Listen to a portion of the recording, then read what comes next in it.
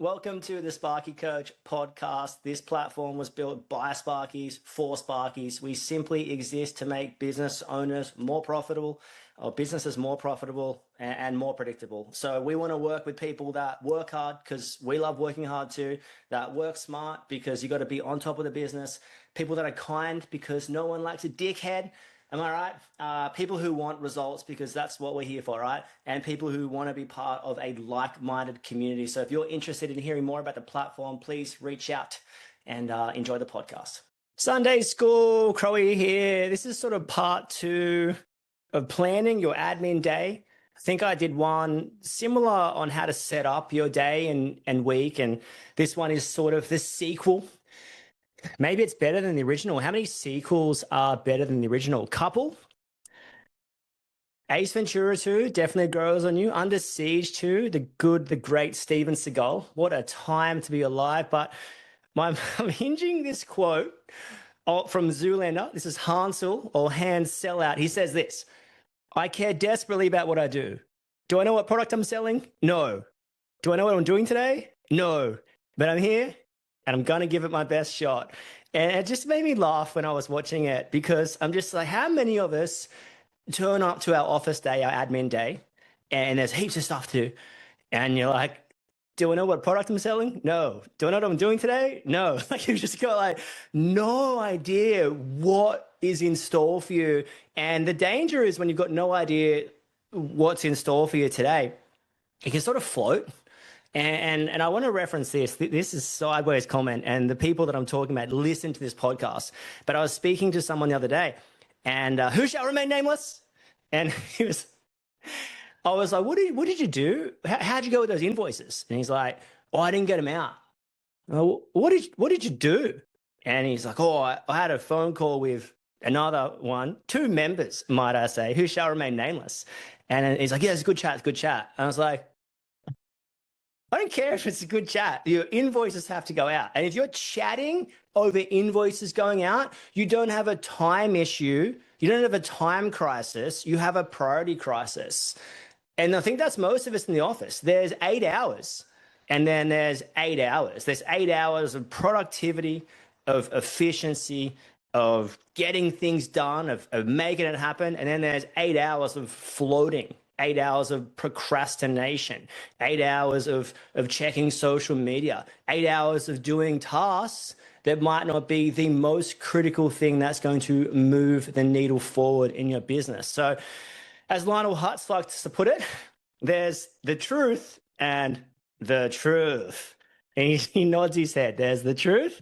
And then he shakes his head. There's the truth. And they're 2 different things. There's 8 hours and then there's 8 hours. And all of us have 8 hours, but it's how you use it that's going to count. It's not the size of the day.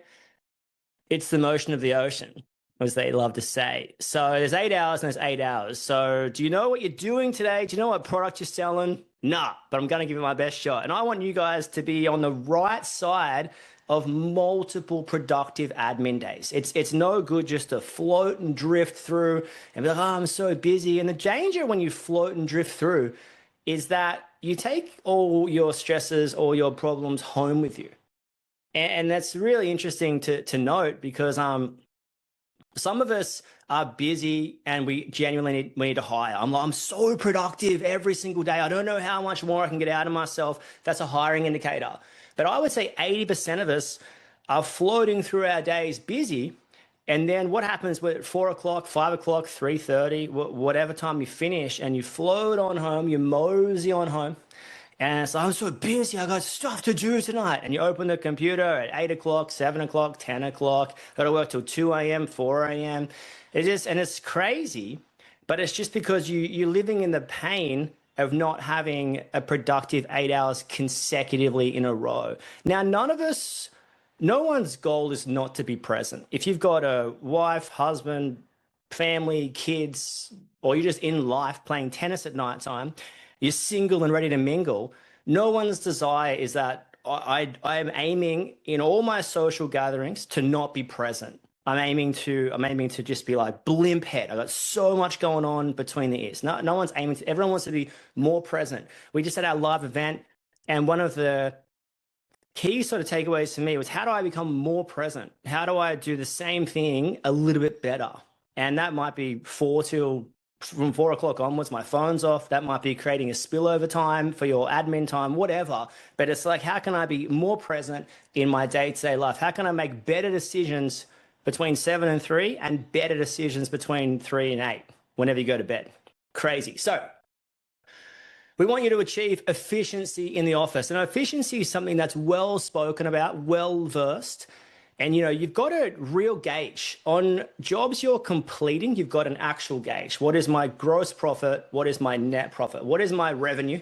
What was my gross profit? What was my net profit? And where did it go right or where did it go wrong? Now, the danger in the office is there's no real metric. Like, no one's sort of keeping you accountable to what you said you're going to do today.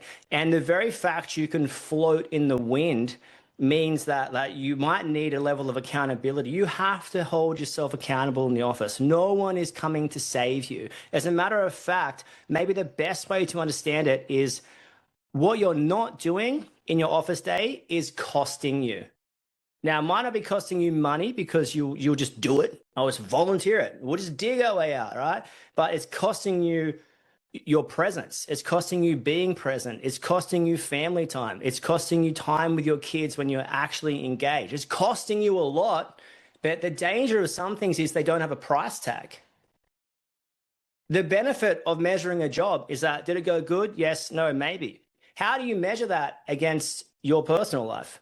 Was I present when I jumped on the trampoline? Yes, no, maybe. We're not really asking ourselves those questions.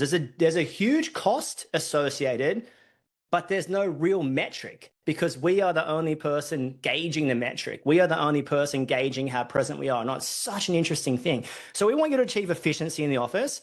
And one of the most common kickbacks I get is like, I don't know how to be efficient in the office. Maybe I need some counseling. Maybe I need some psychotherapy. And I'm not saying you don't need those things, but I'm just saying that maybe you just need to do what you say you're going to do. Maybe it doesn't have to be a big deal. I know you can achieve efficiency. How? Because time and time again on site, you have proven to me that you are hardworking, you are working smart, you are organized, you are dialed in, and you have a plan of attack. If you turn up to a rough-in or a service job where you're putting a PowerPoint in for a rain shoot or a new PowerPoint in the island bench, chances are you've got a plan. I will do this, and it's very ordered, and it's very structured, and it's very lineal. So we'll start here and we'll finish here. It starts with a drop sheet and it ends with a vacuum or dustpan, and we test it and we move on. And it's like, cool, job is done. Everything working? Sweet. Happy with my productivity? Pretty much, yeah, because I was organized. So we know you can do it on site. But, it's interesting. Can you do it in the office? And I want you to start to see yourself differently. The money's made or lost in the office. You are a weapon in the office. You need to be a trained assassin. I've set my tasks and I'm going to get it done in here. It's such a cool thing to nail productive office days consecutively. So before I get into showing you how to sort of structure a day, it's going to be a pretty interactive session, maybe best off viewed once I open the calendar. But whatever, you'll probably pick it up as I'm talking. A couple of important questions. I've written down 5. There's probably more, but 5 major questions to ask yourself before you sort of go, question 1, what is the state of your office environment? What is the state? Are you working from an iPad with no keyboard and you're hunched over? Do you have multiple screens? Are you set? What is your environment like? There's nothing quite like screens. I work from 2 32-inch screens and a laptop in the middle. That works for me. Some people like a big screen. Doesn't really matter what you do as long as you feel effective and efficient. Now, the interesting thing with one screen is you're swiping all the time between your job management system, task management software, off like Gmail, all this kind of stuff. With 2 screens, if you're quoting, you can dial in and be focused. You can have your plans on one screen and you can have your job management software or ground plan or something on the other screen. And you're so dialed. It's like, I'm in. Don't even get me started on multiple tabs being open. It's just like, if you're on a task, you've got to do the task. Interesting. So what is the state of your environment? Have you got anything external happening? Are you watching the basketball in the background? I remember I was on site actually. I had to drive. We were at this bakery in Alexandria, and I had to drive to the wholesaler. I don't know what year this is, maybe 2014, 15. The Surfer crew will remember. It was John versus Kelly, just absolutely pumping Chopu. And I remember pulling over, just watching the heat. It was maybe one of, if not the greatest heat of all time. And I'm like, that was very unproductive to my billable hours. But it was, so you've got the surfing on, you've got Surfline on, you've got the basketball on. You got to cut the distractions and just get stuff done. The key metric here is, would you pay yourself to be yourself? That's probably enough for most people to hear. Would you pay yourself to be yourself? And that's probably enough. Cut the podcast and go and work yourself out. All right. The second important question is the important question. So what's the state of your environment? The second one is, are you catching up? Are you catching up? So if you're catching up, you really can't have a plan. Your plan is to catch up. So the danger I see all the time is people set a plan that you can't stick to because you're catching up. Now, the general rule of thumb for me, if you've got one day in the office and you miss it, that turns into 2 days the next week, that turns into 3 days the week after, and 4 days the week after.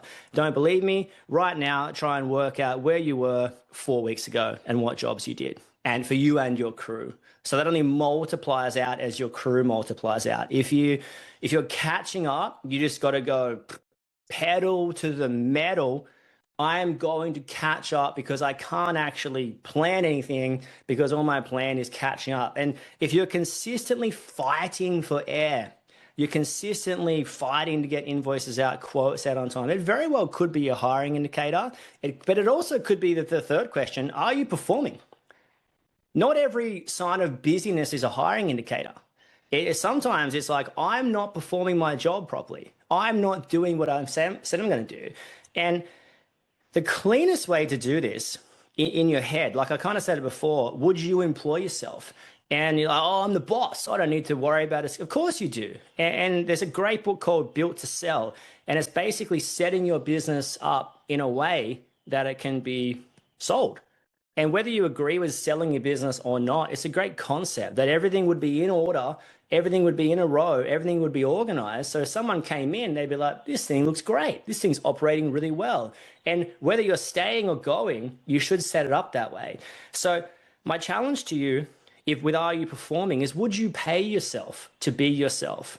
Now on that, if someone rolled into an operations manager role, which is probably your role at the moment, you'd have it pretty organized. You'd be, here's what you're doing Monday, here's Tuesday, here's Wednesday, here's Thursday, here's Friday. You'd have it very, very well dialed.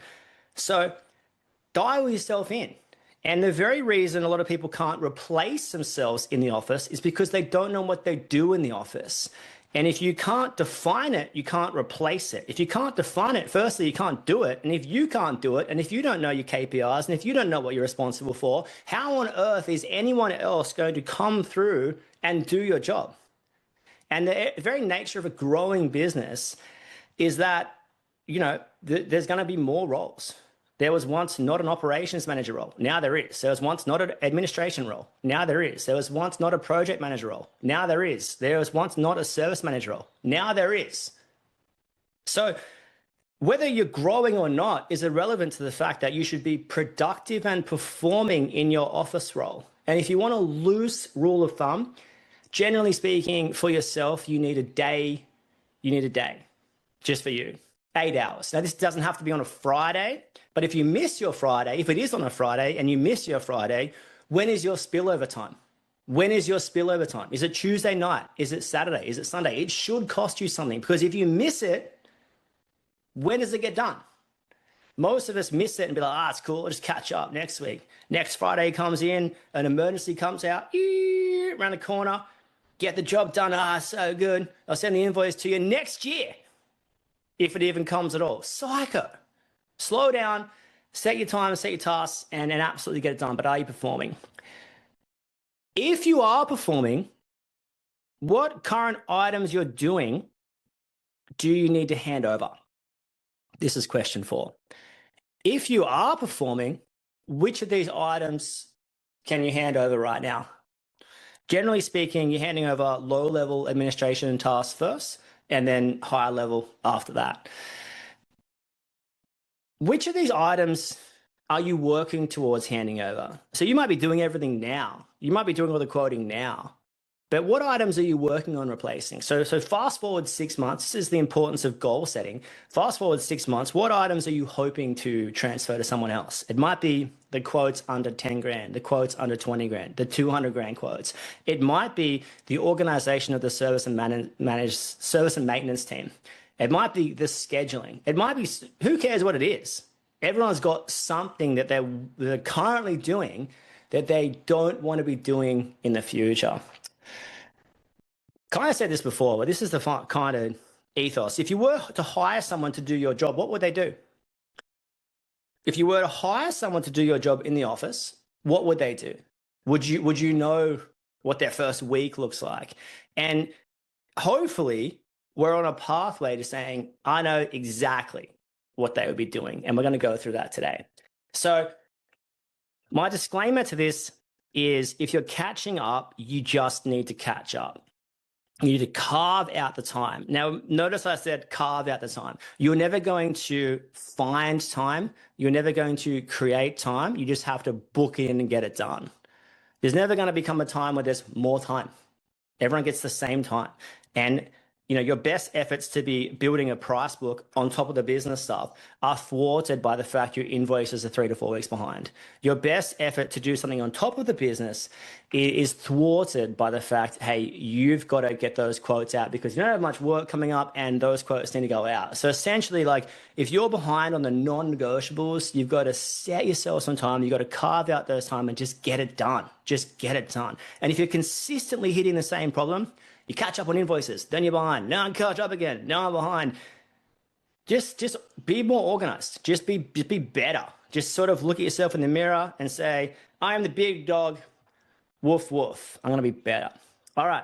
So planning our ideal week. So the first and foremost thing you need to do is to sort of plan your ideal week. This is part 2 of that because it's really interesting to work out, but like, you've got to work out if you're performing or not. Now, I'm going to give you a bit of a schedule, what I think you should sort of stick to. This would be sort of someone full-time in the office. That's my screen there. You can see my screen. So you see this is the example of Monday, Tuesday, Wednesday, Thursday, Friday. This is a full-time office person. Probably they've got 5 staff, 5 tradies. Maybe they've got 1 admin, bits and pieces. So just go with me here. Always, we know the golden rule, always have a setup and a pack down. Now, on the setup and pack down, you can basically set your day up, make sure you're doing the most important task, and then you can plan it out, make a couple of phone calls you might need to make, and then roll forward into the day. On the pack down, usually it's stuff like making sure the materials and the schedule is organized for tomorrow. Another huge one is reflecting on your day. Now, this is the thing I wanted to, we talked about this a little bit in the last pod, in the planning your admin day. This is part 2. A huge thing is if you look at the state of any electrical job, right? You've got the quote, which is the front costing. Basically, I reckon I can do the job for this. Then you've got the handling, which is on-site performance. And maybe there's some scheduling tucked in there, some admin tucked in there as well. And then you've got the reflection. Checking the net profit, where did it go right or wrong? If you look left to right at a job, there's only so much that can go wrong. Did I charge the correct amount originally? Did I capture the variations? Did it take how many hours I thought? Did we use the materials or I thought? Did we use a third-party product or not? Did I have an extra apprentice or not? There's only so many major moving parts that can go wrong. Now, I want you to try and see your office day like that as well. When what we're doing here, coming into this is the front costing. You're quoting your day. I reckon I can get into this, right? It's so interesting. I reckon I can. Now, I reckon I can do this. So you look at this and you're like, okay, I reckon I can get this done. Now, what you're going to do here is, and this is the best way to do it in my opinion, you have your theme, which is office. Now, if you're full-time office, you should be, if you're in, you're in, and if you're out, you're out. So I've got my office and I got my site, then I got my office, then I got my site, and I got my office. Now, whether you're billable or not in that site day will depend on what size company you are. And the smartest companies you try and retain an element of a billable project manager. So your project manager can still be billable. It's very applicable to cost plus work. But you see that like I might have here, there's my theme site, and here's my task, 7 till 9, or 7 till 9, let's go here. I'm going to start crew at, we're going to start at 4th Street. We'll change the color to here. Bang. So you're sort of booking out your day there. If you're starting a new tradie or you're sort of in that probation period, you should be starting and finishing them on the 1 to 2 day jobs so they can work out your rhyme, your rhythm, your culture, how you want things begun, how you want things finished, all this kind of stuff. But you can kind of see you'll be booking your day out like that. Green is the theme, purple is the block, and orange is the task. So my Monday is pretty typical. It's a money Monday. I got my close the week theme where we check all jobs for labor and efficiency. Check all jobs for net profit and labor efficiency. We check and send the invoices. This is one I get a bit of kickback on and one I'm going to stand pretty firm on. If it's a quota job, a monkey can send the invoice, right? It's like we said it was $700 and I'm going to send the invoice for $700. Pretty clear. It's so often the case, though, that especially in the growing nature of a business where certain things still come through you or certain things come through obscure ways. So you can look at something, the benefit of checking invoices before you send it, you'll be able to recognize what went wrong there, what went right there, how do I change what went wrong, and how do I keep doing what went right. The amount of intellectual property gained from double checking that your job notes are right, double checking that the carpet matches the drapes in terms of what we said was going to happen actually happened, double checking, do you need to order anything, all this kind of stuff. Like it takes an hour, it can save you a fortune. It can save you a fortune. And maybe not you, but maybe someone of the intellectual property that can work out, hey, that fault finding invoice that says it's $700 doesn't sound like $700. Hey, did they really use 1,000 cable ties on that job? Hey, this says they used 100 meters of 6 mil. Did they really use 100 meters of 6 mil? Hey, that needs to be returned. I know we didn't use that. They stripped that out of that job. They forgot to put it on their job notes. I'm going to need to credit that back. There's so many nuances with invoicing. And the age-old rule of thumb is how many invoices can you send incorrectly before you lose a client? And the answer is probably 3 to 5, right? 3 to 5, maybe every 2 years. You can send 3 to 5 wrong before ding, ding, ding, alarm bells happening. So I sort of love this. And this doesn't have to be your job. This is a good example though. Got my block of close a week, check all jobs for net profit, check and send invoices, approve pays and super. Got some gaps in it around there too, because nothing ever goes to plan in the office. And then I got my block of quoting where I've got my 4 things. Now, a huge thing to book in. This is the McGregor RFIs. Shout out to my mate, Dave McGregor. I think I named this after him. But maybe there's, have you ever, oh my gosh, have you ever had to send a quote to someone and you're like, yeah, it's coming over. And then on the day it's meant to come over, I haven't actually asked the questions I needed to ask. So if you get a large quote or a quote that needs some questions answered, book it in. Book a time where you're going to get those questions answered. You want to be ahead of the 8 ball. You know the rules I have with quoting? You've got to basically quote on time or on site. So the quote should go out on time or the quote should go out on site. No excuses. If you can get the quote out on site, 100%. Go to the car, put it through the quote checker, bang it out, and come up and just land it. The conversion rate of a human to human is absolutely huge. Huge. And if you've already done the hard work in terms of booked it in and gone out there, try and land it on the spot. All right, I'm sharing again. Here we go. So you're going to go to duplex, kitchen, bathroom, and now the reason I like to book my times in here is because things can seem really big in your head. Things can seem, especially quotes, they can seem so big. Oh, I've got that duplex to do. I've got that new build to do. I've got that kitchen run. I've got that bathroom and I've got that aircon split system to do. An aircon split system quote with a good checklist to take 10, 15 minutes max. And the danger is a lot of us get behind because we're not organized. We're not booked in.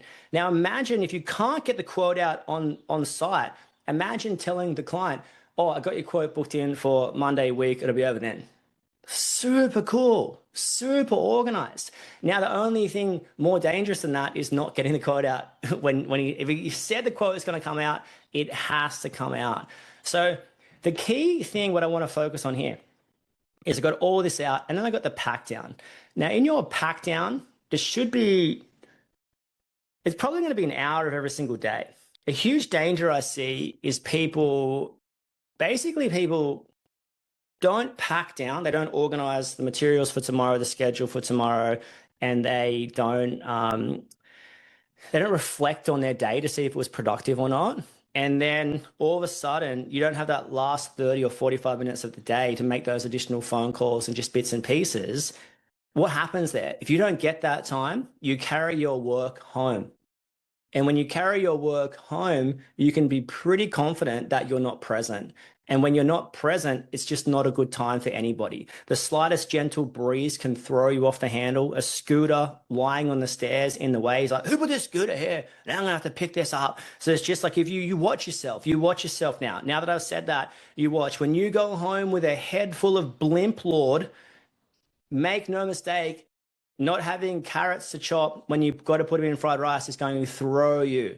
So little things are going to throw you. And the incremental effect of always feeling behind will land you in a spot of bother in your head. And that's a huge issue. Now, the pack down is a great place to reflect on the day. Don't forget you've quoted your day, right? You've quoted your day. I reckon I can get this done. And you want to be reasonably optimistic without being crazy stage 5 clinger optimistic. Most of us are too optimistic in the office. Oh, I got a day of office. I'm going to get these 30 hours of stuff done. It just doesn't happen like that. You can usually book out 6 hours of an 8-hour day, something similar to that. But the pack down is going to be your reflection. How did I go? Did the front costs match the back cost? Now, back costing is something we talk about a lot on site. We don't talk about it much in the office, and we should. Back costing your site, your office day. How did it go? Now, this is interesting. If it goes good, how do I repeat that? If it didn't go so good, where did it go off rails? A real common thing is you come off rails on usually simple things. So you come off rails that there was too many tabs open, that you didn't do the most critical task first. You didn't make that phone call that you needed to make first. Or something through you. So something through you, what is it? And it might be the fact that you work in an open office environment. And there's what I call in an open office environment, the LORC principle. Lost at the water cooler. LORC, L-A-W-K. C. L-A-W-C. K. The cooler starts with a K. Anyway, whatever, I guess it could. The LORC principle. It's basically, if you're in an office, you can have some good and noble conversations. And it doesn't have to be in an office. It can be you might call someone you always call. You have good, noble conversation. Great guy. I was so inspired by that conversation. Yeah, they're struggling with their staff member too. Oh my gosh, what if we did this in the business? And the danger of having these wonderful and great conversations is they might not be non-negotiable for your day. You might just be procrastinating. You might not need to have those conversations. So a great thing to do if you're in an office space, or even if you're by yourself, get an egg timer, or just basically get, I'm uncontactable for 3 hours while I close a week. If you can't be uncontactable for 3 hours, that's a real issue. It probably says a lot more about your attention span than you want it to. So you need to be uncontactable so you can be productive. So there's a loss at the water cooler. Your environment. How is your environment? And your environment, like, you might work well with music. If I've got music on, blaring, I'm loving it. I'm in the zone, building stuff for the business. I love that. I love that stuff. If Elodie's got music on in the background, she's like, I can't think properly. Just turn that 90s punk off. Nah, she's cool. She doesn't say that. But 90s punk is where it's at. I think we'd all agree with that. But you got to recognize your environment. What threw me? Did that phone call that I didn't really need to make throw me?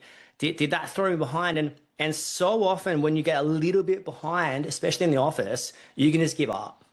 And the thing is, you don't do that on site. You just work back.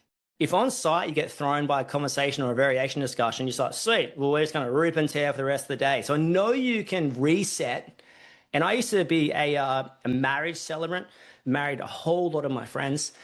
And so often I'd be starting the ceremony. I think I married 50 at least of my friends. Super cool. So what a privilege. So I remember starting, and so often I'd start and I'd feel really insecure, or I'd feel off, or I'd feel not myself. And it took me a while to learn this, but generally speaking, you have an introduction and then there'll be some sort of reading, which is usually the pretty typical 3 to 5 readings. You know, you get your 3 big rocks and you put them in, and you get your little rocks, or you got someone reading a Bible verse or something. And I remember whenever someone came up for the reading or I had a pause, I'd actually write it down on my notes: reset, reset, reset. And it was my trigger to say, it doesn't matter how I've just gone in the last 5 minutes. What matters is I reset and engage from here. The danger of feeling behind is that you can carry that through the rest of the day. Well, not going to finish now, so I'll just won't even bother. I'm just going to throw it out the window. I started poorly. Yeah, that's just me. That's my life, isn't it? Isn't that just how things go sometimes? Now, you might need to put a big note in capitals, in bold, on your schedule: reset, reset, reset. It's the reset. Didn't start how I wanted to. That conversation threw me a little bit. Do I really need to stay like that? No. Do I need to have any more conversations about this? No. Do I need to rip myself into line, into gear? Yes. Do I need to go for a walk around the block? Maybe, right? Do I need to go make a coffee? It's so interesting. Another huge thing about your performance in the office is hinged heavily on food. Now, that sounds crazy, but if you're eating a whole bunch of sugar and drinking multiple coffees, you're probably not going to perform that well in the office. And you're like, well, I love my flat whites. Sweet, cool. Well, minimize it. I remember it's funny. We're in really busy Crow Electrical days. I don't even know the year, like 2010 to 2015, driving around place to space to space, literally making phone calls in any spare moment that I had, being really busy, but the productivity is surely questionable. Like the performance is under question from myself. So I can't even imagine what you would think. And I was just drinking so many coffees. I remember feeling really manic. And we used to work at this bakery, and they'd always give you free coffees. And it was one of those coffees that you order it, and it's like, hey, can I get a small flat? And already you've got to poo, because it's like, those ones? It was one of those ones. It was just like, this coffee is just going to go straight through me, right? There's this crazy times. Anyway, I say all that to say, I realized that a lot of times I was feeling, I don't know, manic's probably not the right word, but a bit jittery and a bit really stressed. And I noticed that when I had more than 2 coffees, I started to get a bit like, I wouldn't be productive. I was like, all right, maybe that's the issue. Or when I didn't eat lunch, when I try to power through. It's a lot of times you can just trace it back to like regular breaks, get your body moving. If you're in a gap space, eat good food. The danger of being a tradie is you can just eat chicken burgers and chips every day, anything beige. Forget green, just give me the beige. If it ain't beige, send it back. I want beige food. So interesting. But yeah, it's just like, try and work out what threw you. It might be something really, really simple like food. Back to this. So you see, upon my Monday, you recognize what I don't get in here. If I missed McGregor RFIs, that's got to drag over somewhere.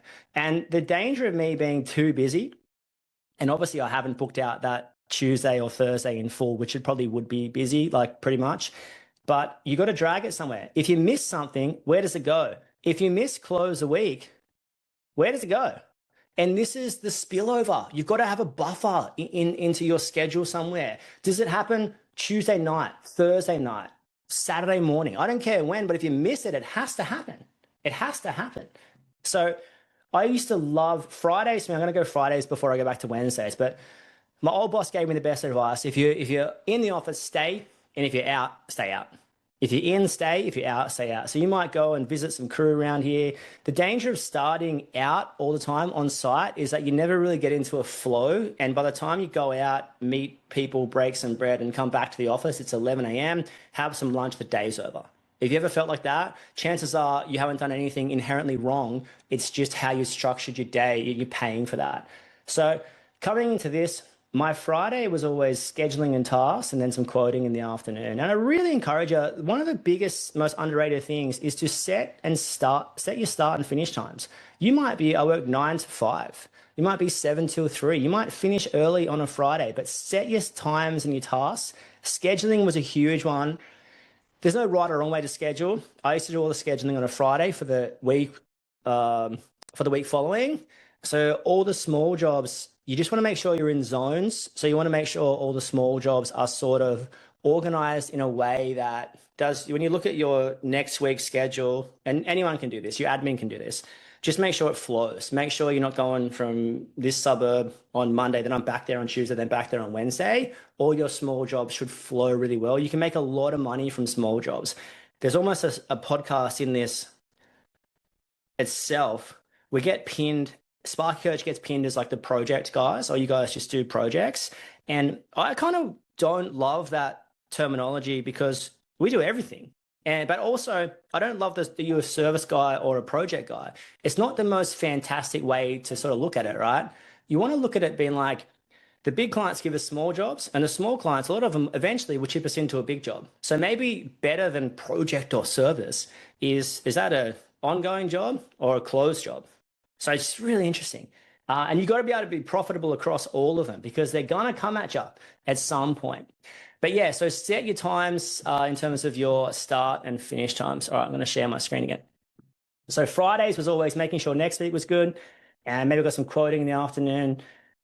If you've got something cool you like to do, like golf or something like that, or gym, and you're in the office, get something and just book it in, right? A lot of times you're more productive. Maybe you go gym on a Wednesday. You should be exercising 5 times a week. I really wish someone told me that when I was going through the trade business growth. Like exercising is where it doesn't have to be gym. It can be surfing, it can be Pilates, it can be walking around the block, it can be running, it can be anything. You need something to do for yourself. It might be before hours, during hours, after hours.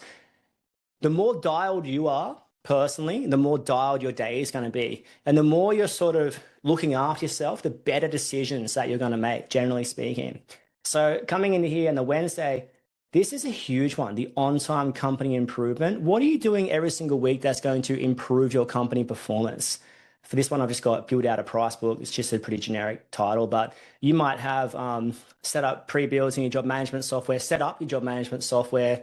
There's literally a million things you can do, like put purchase orders, link wholesaler to job management software, just like a whole bunch of back-end stuff that's going to actually improve your day-to-day business. It might be setting time aside to write KPIs or staff performance plans or staff reviews, all this kind of stuff. It might just be that you need 2 to 3 hours on this every single week. But what are you doing this week to move the needle forward in your business, to improve your business's operations?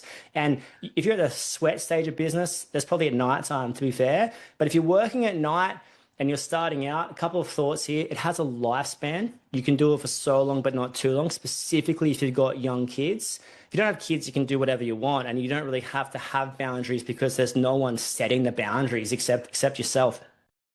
But look after yourself.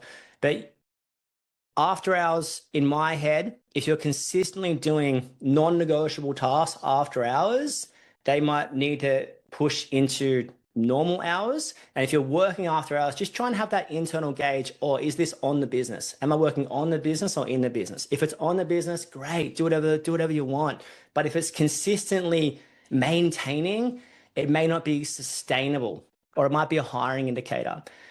So, and then I've got some more quoting. So heaps of quoting blocks. Every business is going to be a little bit different. And I think that's maybe the most underrated thing about an admin schedule is that everyone's operational requirements are a little bit different. If you run if you work for repeat clients and it's mainly cost plus and some quoted, your admin time is going to be really low. If you do a whole bunch of service and maintenance and a whole mixed bag of stuff that's relatively small, you're going to need a whole lot of administration help, and you're going to need to be really, really dialed on here. And there might be days of quoting by the time you go out there. And I'm just trying, like, the biggest thing I want to encourage everyone, is like, just get to the end of the day and look at what worked and what didn't work. And if it worked, how can I do it again? And specifically with quoting, if you're going out to site to quote, there's two trains of thought here. One, it's a waste of time trying to land a job on the phone, which is notoriously hard if you've got a price book, because if you don't see it, you can't guarantee in a service and maintenance setting that that price book will suffice. That's why it's so important to check your jobs for net profit. But you might be like, hey, our standard PowerPoint is $200 and there's 5 of them, it's $1,000, or whatever your PowerPoint price is, or fan price or whatever.